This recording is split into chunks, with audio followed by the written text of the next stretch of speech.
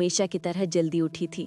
सूरज की हल्की किरणें पर्दों के बीच से झांक रही थीं, पर उसके चेहरे पर मुस्कान नहीं थी। डाइनिंग टेबल पर 2 कप रखे थे। एक में चाय अभी भाप छोड़ रही थी, दूसरा ठंडा हो चुका था।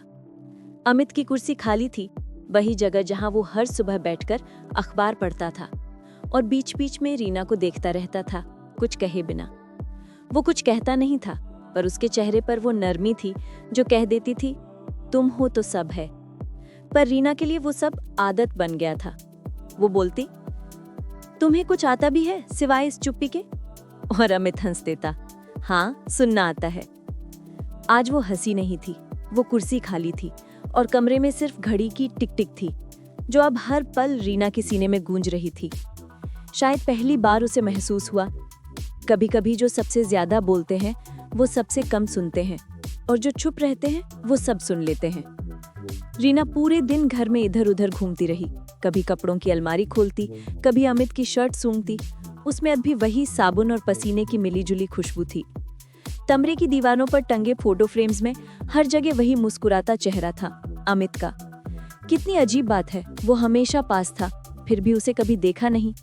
हर चीज में उसकी मौजूदगी थी, पर रीना ने हमेशा कमी देखी। तुम रोमांटिक नहीं हो, कभी गिफ्ट नहीं लाते, तुम्हें मेरी परवाह ही नहीं। और अमित बस सुनता रहता था, बिना जवाब दिए। वो हर ताना, हर शिकायत मुस्कुराकर झेलता था, जैसे कह रहा हो, कभी थक जाओ तो मैं यहीं हूँ। पर अब वो नहीं था। टेबल पर उसकी एक चिट्ठी पड़ी थी, सिर्फ 4 लाइनें। रीना, मैंने कभी कुछ कहा नहीं, क्योंकि मुझे डर था मेरे बोलने से तुम्हारे चेहरे की मुस्कान कहीं खो न जाए। अब शायद मेरी चुप्पी ही बहुत बोल चुकी है। मैं जा रहा हूँ, पर तुम्हारे हर पल में रहूंगा। रीना के हाथ कांप गए। वो चिट्ठी नहीं, एक आईना थी, जिसमें उसने पहली बार खुद को देखा।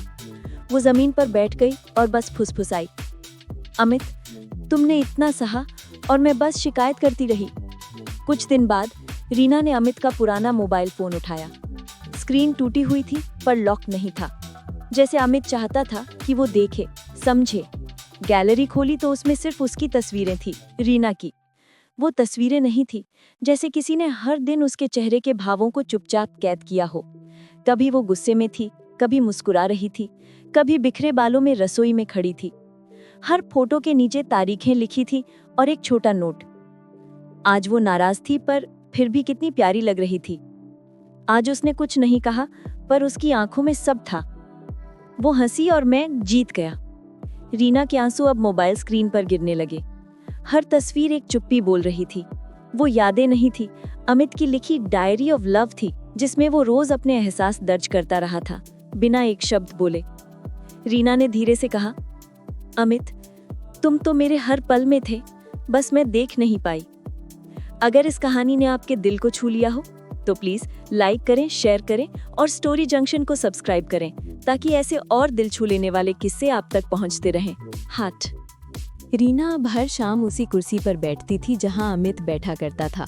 वो 2 कप चाय बनाती थी, एक खुद के लिए, एक उसकी याद में। कभी उससे बात करती, आज ऑफिस में बहुत काम था, फिर खुद ही जवाब देती, हाँ, तुम तो यही कहते ना, थोड़ा आराम कर लो। हर जवाब अब उसके अंदर से आता था, जैसे अमित अब भी वहीं हो, बस दिखाई ना दे रहा हो। पर इस बार रीना की खामोशी में सवाल नहीं थे, सिर्फ सिसकियां थी। एक दिन उसने तय किया, अब वो उसे ढूंढेगी। वो उसकी तस्वीर लेकर निकल पड़ी, जैसे किसी अधूरी धुन की तलाश में हो। हर बस स्टैंड, हर रेलवे स्टेशन वो दौड़ती रही, आंखें भीगती रहीं। अमित, बस एक बार दिख जाओ, वो बड़बड़ाती रही। आखिरकार रीना ने उसे देखा, बस स्टेशन के उस छोर पर, भीड़ के बीच। वही शर्ट, वही मुस्कान, अमित। वो बैठा था और उसके पास एक औरत खड़ी थी, शायद उसकी नई शुरुआत। वो मुस्कुरा रहा था, वैसी ही शांत थी, वैसी ही नरमी। रीना के कदम रुक गए। वो कुछ कहना चाहती थी, पर शब्द गले में अटक गए। अमित ने उसकी तरफ देखा, एक पल को उनकी नजरें मिली। कोई बात नहीं हुई, पर बहुत कुछ कह दिया गया। उसकी आंखों में अब गुस्सा नहीं था, बस एक स्वीकार था कि कुछ लोग हमें सिखाने आते हैं कि प्यार दिखाना नहीं, निभाना होता है। रीना पीछे मुड़ी, आसमान की ओर देखा और फुसफुसाई, तुम्हें खोकर मैंने सीखा कि सच्चा प्यार बोलता नहीं, बस महसूस होता है। उसने आंसू पोंछे, मुस्कुराई और धीरे से कहा, अब मैं भी वही बनूंगी जो तुम थे, खामोश पर सच्चा। घर लौटकर रीना ने वो पुरानी डायरी उठाई जो अमित की थी।